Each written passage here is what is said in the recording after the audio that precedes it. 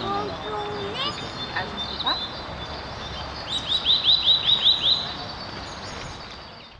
Au nom des élus communistes, nous nous trouvons aujourd'hui, donc samedi 11 avril, au parc Coquibus pour planter l'arbre de paix, symbole de toutes ces aspirations à une paix mondiale.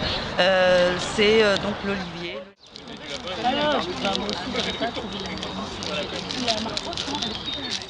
Qui est une paix pour les deux peuples, et pour le peuple palestinien et pour le peuple israélien. Et cette paix, elle ne passera que par la libération de la Palestine, par la fin de l'occupation de la Palestine et par la création d'un État palestinien selon les résolutions de l'ONU.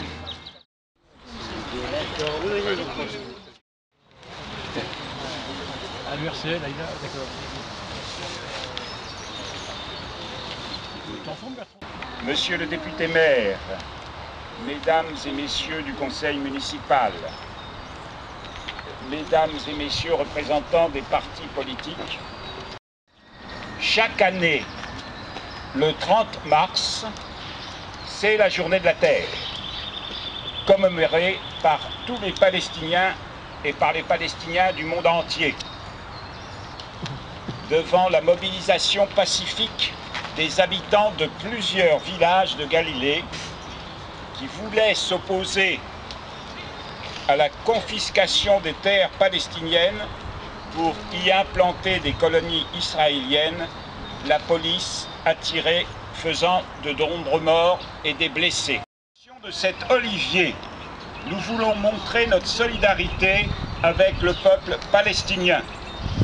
Et je dois préciser qui ont été déracinés ou coupés. Et malheureusement, cette pratique de destruction continue chaque jour dans les territoires occupés. Les raisons de sécurité sont l'excuse donnée pour confisquer les terres, déraciner les arbres, pour faire place à l'expansion des colonies et des routes d'accès.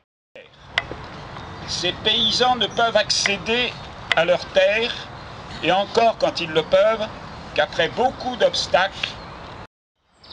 Je pense évidemment peut-être d'abord aux habitants de la bande de Gaza, enfermés, qui vivent une situation infernale dans tous les sens du terme, et bien sûr à tous nos amis du camp de Khan Younes, avec lequel notre commune a signé un accord de coopération décentralisée. Mais je pense aussi évidemment au Liban, à l'Irak, à une politique américaine qui caricature évidemment les conflits au nom de la confrontation entre civilisations. Tout cela interpelle. Porter un message fort en faveur de la paix, puisque c'est le symbole de l'olivier. Nous sommes responsables d'un long travail à mener collectivement afin de combattre la haine, les divisions et les préjugés.